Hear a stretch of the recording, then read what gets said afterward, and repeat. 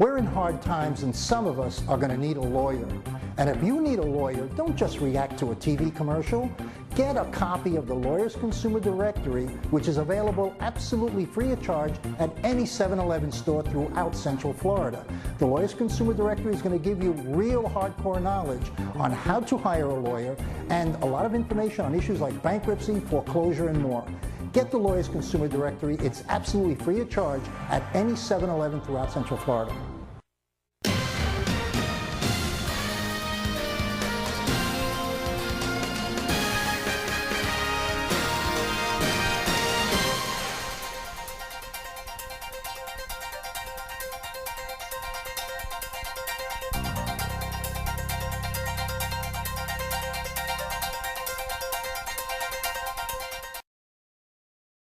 Hi, I'm Danny Ramos, and welcome to this week's edition of Hispanic Speak Out TV, brought to you for the past 14 years on Bright House Cable. We talk about issues of concern to the Hispanic community. I'm here with my co-host, Jose Miranda, and Sheila Asensio, both Democrats.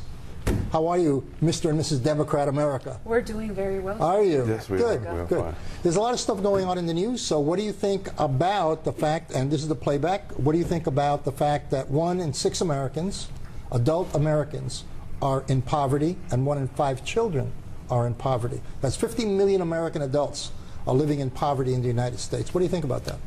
What do you think about that as a Republican?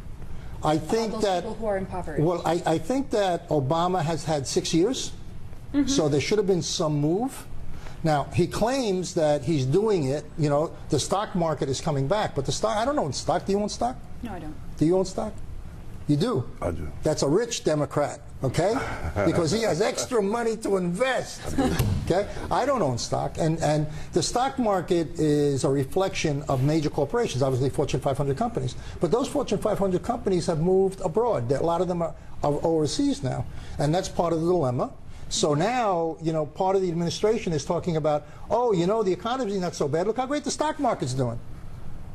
But the stock market of Fortune 500 companies making money for the primarily top 10% of the country. Are you trying to say under the Bush administration, poor people have been going, woohoo, we're good? What I'm saying to you is, exactly what I was about to say. what I am saying to you is the country prior to Obama, because the economy only got better with Obama. Right. Well, what I'm saying to you is this, okay?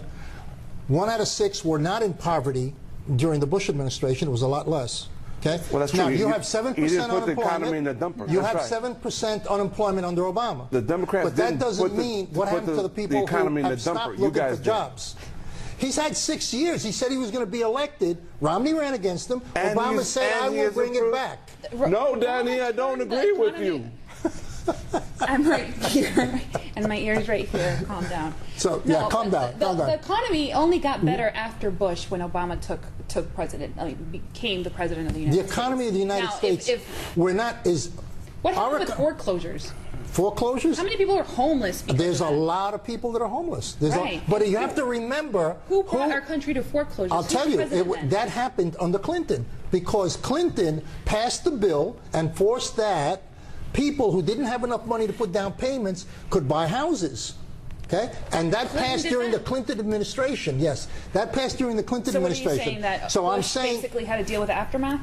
Well, every president has to deal with aftermath. I don't care if you're Republican or Democrat, there's always an aftermath. With the aftermath there's that always Bush an aftermath. left, with the aftermath that Bush left, President Obama has done a lot of work. I understand that. I understand, and I'm not disputing he's done a lot. That he's made an effort. All I'm saying is he's been there for 6 years. He ran on the presidency that he was going to turn everything around, and he had a full term. He didn't turn it around. Okay, he's got the worst presidential rating in 40 years. This guy. Jesus, you can't. Yes, no, he's got an approval rating of like 38%. Listen, his approval rating may have gone down because of the shutdown and the things that happened this past fall. You're going to blame that on the Republicans, right? Absolutely. No, I don't blame it on the Republicans. I'm saying that his approval rating may have gone down, but it's not the worst in our history. No, not it's in the history. I said in the last 40 years. This president has not been able to put in programs, any programs, because of the no veto that comes out of the Republican Party Congress. Okay, well, it's the worst Congress in the history of Congress. How can you say the Senate is controlled by the Democrats? It's Harry Reid. Worst Right now, Worst? they've done the worst to go against him with a shutdown, with immigration reform. Everything they've done. Everything. Listen, Last year hasn't Obama. been his Wait a second. Hold on. Obama has deported more Hispanics. And we went through this last segment. Yes, didn't we? Right? Than Okay. any other president in the history of the United States. Okay. And more than the last 4 presidents combined. Okay. Okay. He deported more Hispanics, Why has he broke done more that? Hispanic families Why than has he Bush. done that, Mr. Republican? Okay. In 8 years. Okay. Okay? So right. everybody has the perception that Obama, look, I know he's a minority president. Okay? So everybody likes that. I got that part.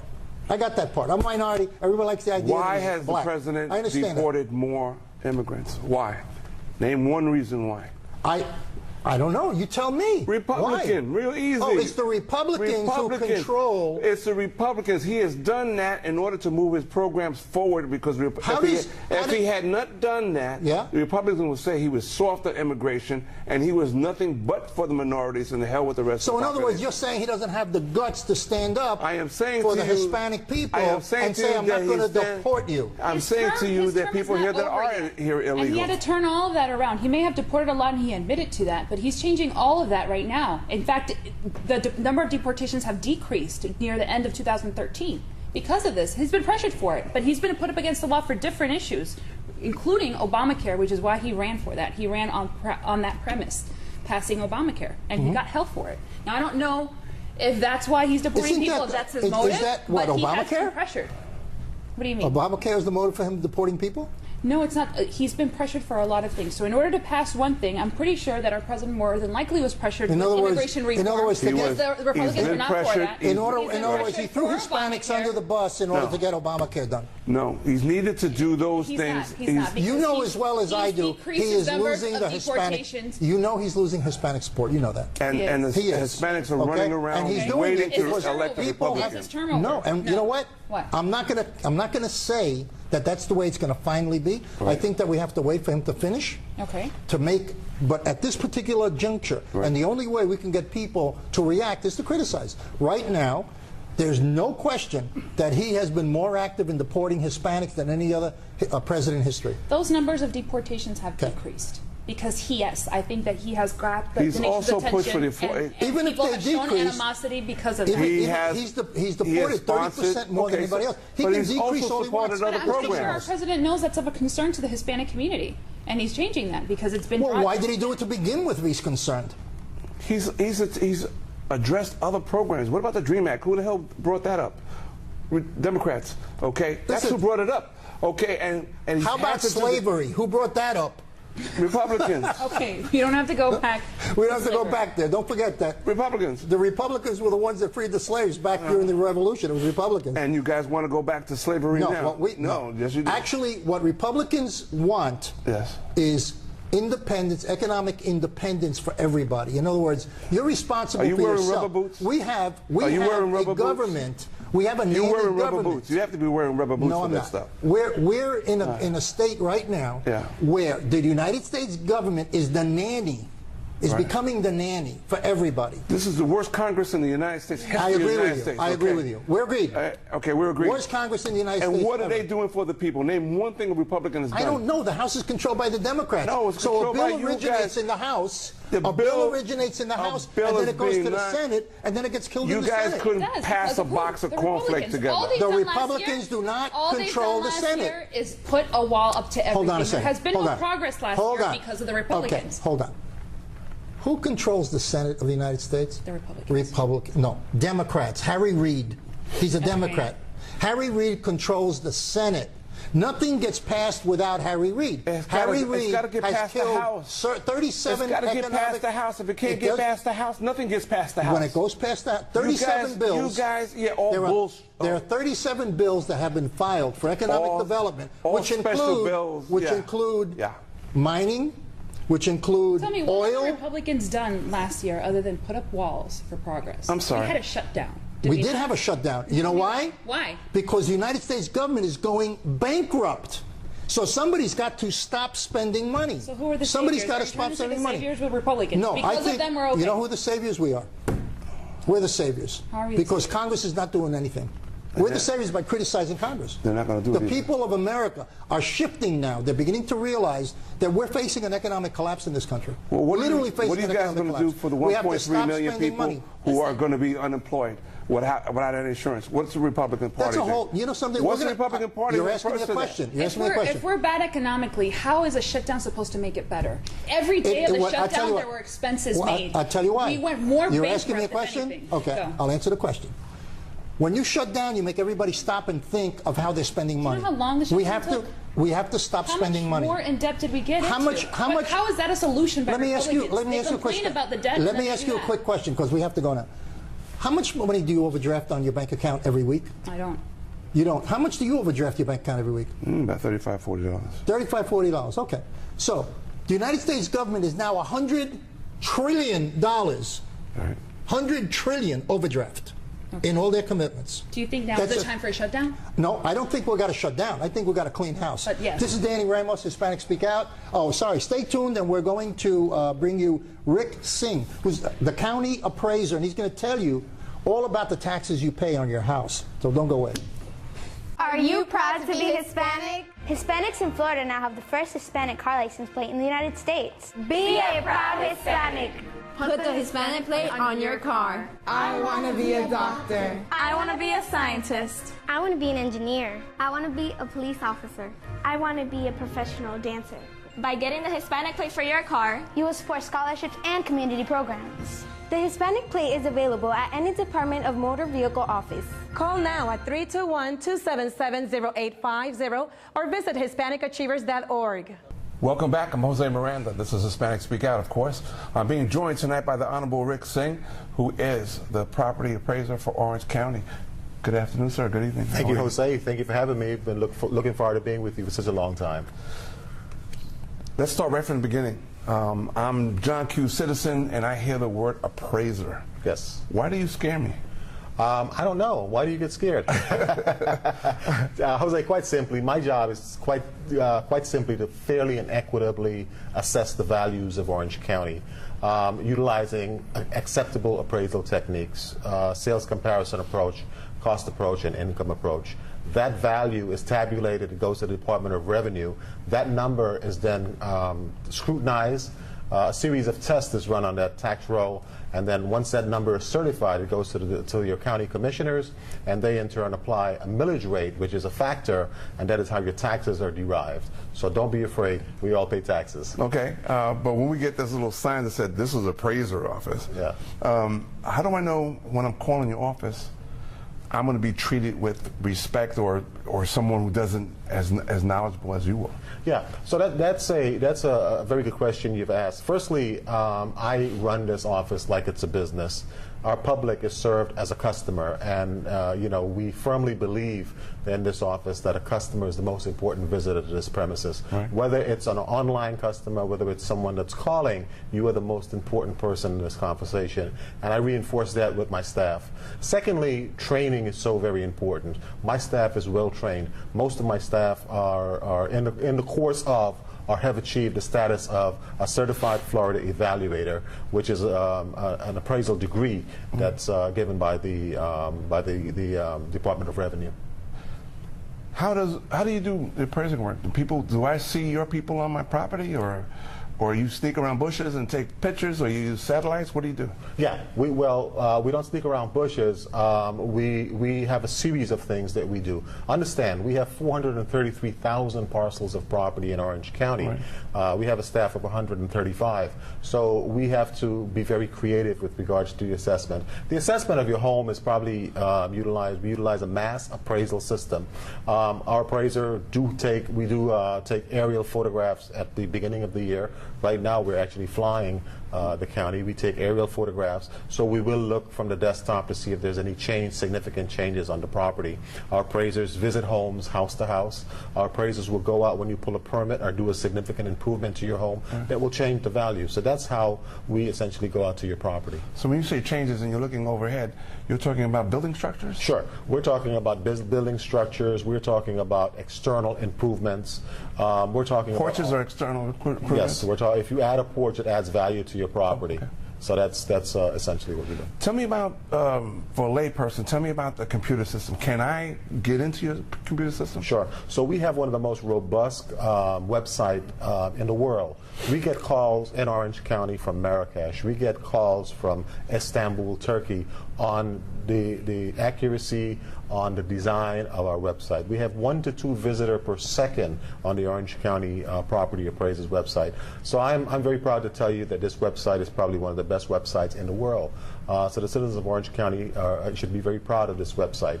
On this website, we have implemented GIS technology, which is Global Informational Technology, and this information is put on the website. You know, traditionally, this information is hoarded and kept and only disseminated when someone asks for it. As the property appraiser, I firmly believe that this is the public's information, and we put this information there for the public to use. Quite recently, we've added traffic counts. We went to the Department of Transportation, got traffic counts. So out here on Oak Ridge Road, you can know how many cars go by every day from east to west, north to south. Right. How is that important? That's important if you're a commercial business owner. Okay, because that tells me what traffic might come into my business. Absolutely, absolutely. Okay. Tell me how appraising affects the economy. Sure.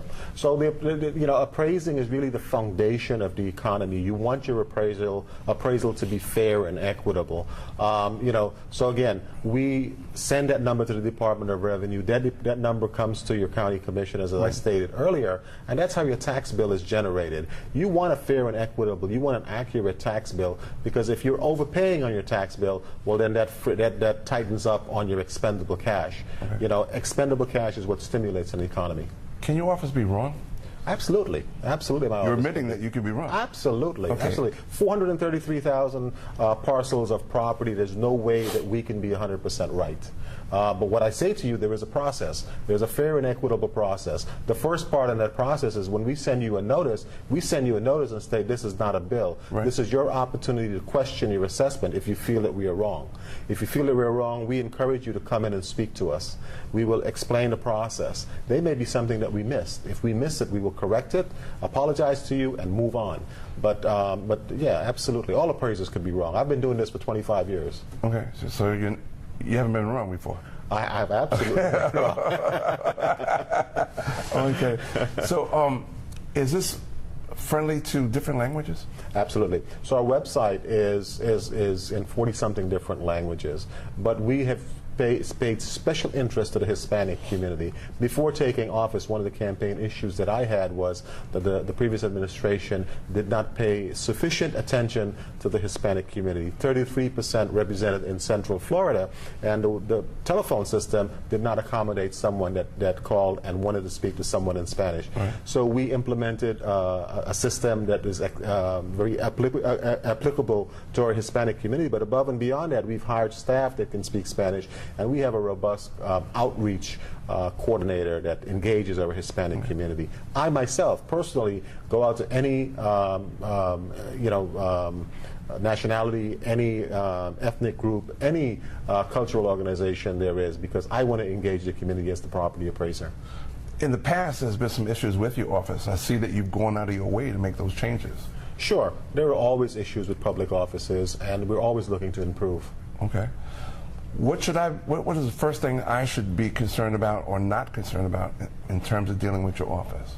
Well, one of the things I would like you to be concerned about is making sure that we are fair, making sure that we're equitable, making sure that we engage you, making sure that we serve your needs, your concerns. That's the most important thing. I am there as a public servant. I am there to serve you as a public sector member of the community.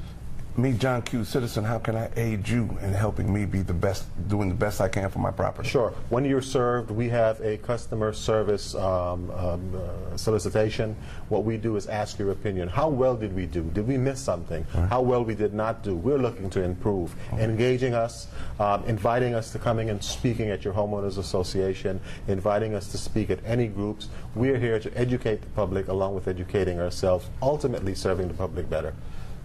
Does your appraisal help these little community things where you pay into the community? I forget what you call them now. Homeowners Association? Association? Yeah, you know, we do a tremendous amount with the Homeowners Association. We will attend your Homeowners Association meetings, come out and explain the process. We could help you with mapping. We could help you with a significant amount of information. Right. We have less than a minute looking at that camera right there. Tell us what you would like us to know about you. Well, again, my name is Rick Singh. I'm your Orange County property appraiser. I was introduced to you, Jose, as the property appraiser, but I feel there's a distinction. I'm your property appraiser, and I'm here to serve the public, to let them know that I'm here to do the best job possible to serve Orange County. Okay, on that note, Honorable Rick Sy, thank you so much. Thank you so much for having me. For having us. Bye-bye. I'm Jose Miranda, along with the Honorable Rick Singh. We'll be right back at you. We're in hard times, and some of us are going to need a lawyer. And if you need a lawyer, don't just react to a TV commercial. Get a copy of the Lawyers Consumer Directory, which is available absolutely free of charge at any 7-Eleven store throughout Central Florida. The Lawyers Consumer Directory is going to give you real hardcore knowledge on how to hire a lawyer and a lot of information on issues like bankruptcy, foreclosure, and more. Get the Lawyers Consumer Directory. It's absolutely free of charge at any 7-Eleven throughout Central Florida. Good evening and welcome back to Hispanic Speak Out. I'm Shayla Asencios. Tonight, we're going to explore a dynamic and engaging community outreach program of the Orange County Bar Association in Orlando. This Bar Association is a voluntary membership organization that has over 3,300 legal professionals in Central Florida. It provides benefits not only for its members, but arguably even more importantly, legal and community services for residents in Orange County. In 2012, it caught the attention of bar associations across the country with its national award-winning program, Leadership Law. Here to discuss Leadership Law and the work of the Orange County Bar is its chair and moderator, Marianne Etzler. Marianne, welcome to the show. Well, thank you. I appreciate you allowing us to be here tonight. It's a pleasure having you here. Please talk to us about Leadership Law and the work of the Orange County Bar. How did you become involved? Well, I originally became involved because we wanted to do some sort of outreach program to the community to tell them a little bit more about our legal system, kind of pull the curtains back and show people a little more transparency to the legal system. So as part of our mission for the Orange County Bar, we do educational outreach, and this is one of those programs that we designed for that purpose. What sort of participants do you look for? Is it it's an educational outreach program? Yes. Who would be involved in it? Well, just about anybody who wants to be. We started out kind of looking towards our business and community leaders, and we found that we could expand that to just about anyone in the community who was interested in learning a little bit more about the legal system. So we have business owners, we have managers, we have executives, we have doctors, we have accountants, we have teachers, just about anybody you can think of. And who conducts the seminars? Who educates the public? That is done mostly by judges and lawyers. We do have a couple of civilians that do some of our programs. One of them is Susan Constantine, who does a body language program. She's fantastic. The program is worth it just to see her and be engaged with that, to learn about, you know, body language and nonverbal communications. But mostly it's judges and lawyers. And so the program gives people a real great opportunity to kind of network with the judges and the lawyers, see how they work, see how they think, what they're doing. And as a result of that interaction, they take a lot away from the program. They get a different view of the legal system, a very different view. It's not what you see on TV. That sounds very, very neat. And tell me, do you have to go to a certain location to be part of this program? I mean, I'm assuming that it would take place at the Orange County Bar, but do you visit any certain locations or go to any sites? Yes, as a matter of fact, we take a lot of field trips. We believe in field trips, and part of that is, yes, well, it engages people. It gives them an opportunity to see things up front, personal. They make it's an opportunity for them to see maybe in real life what they've seen on TV. So we will take them to the Orange County Courthouse, the big, tall, 23-story building in Orange County. We take them to the Orange County Jail. We don't leave anybody there. We do take them there, though, not unless they really want to stay. Well, that's exciting, though. It's different. Yeah. We take them to the federal courthouse. They get to tour the detention facility at the courthouse. We take them to our juvenile justice center. And our most popular field trip is to the medical examiner's office. With Dr. G, right? With Dr. G. That's awesome. And they get to see the autopsy room. They get to see dead people. No, they don't get to see dead people. But I wanted to ask you, so Orange County in Orlando has actually been a very high-profile sort of place in the past couple of years. We had the Casey Anthony trial, Yes. which was major, and we were on the national eye. Do we get to do that? That would be great. I mean, I would attend if I could actually go up there to the 23rd floor. Yes, we actually do take people to the 23rd floor. In fact, the last day of our program, we do a mock jury selection. And generally, we will do it in that courtroom. Hopefully, we will have that courtroom again this time around. And that's what we do. We have our participants act as potential jurors, and some of them are potential attorneys. And so we give them scripts, and they actually get to try to pick a jury. It's very fun. It's wonderful. You know, not too long ago, I read that about over 20% of the Latino population here actually owns businesses, owns their own firms. So I think would be an invaluable program for them if they wanted some sort of insight. Maybe they wouldn't come out, you know, with JDs or anything like that, but they would come out with a lot more insight about the legal arena here Yes. in Orlando. And that's absolutely what it's designed to do. And in fact, that was our original intent, was to see how we could benefit business owners. So some of the programs that they get are things about trademarks and patents. If they have a design that they want to deal with, what can they do? How does that system work? What does it cost? Contracts, right? Contracts, contracts, employment law. We talk about alternative dispute resolution. They get to learn all about the trial processes, the ins and outs of the appellate system. More importantly, they get to learn about some of the ways they can get involved in the legal system themselves if they want to be volunteers. Well, there you have it.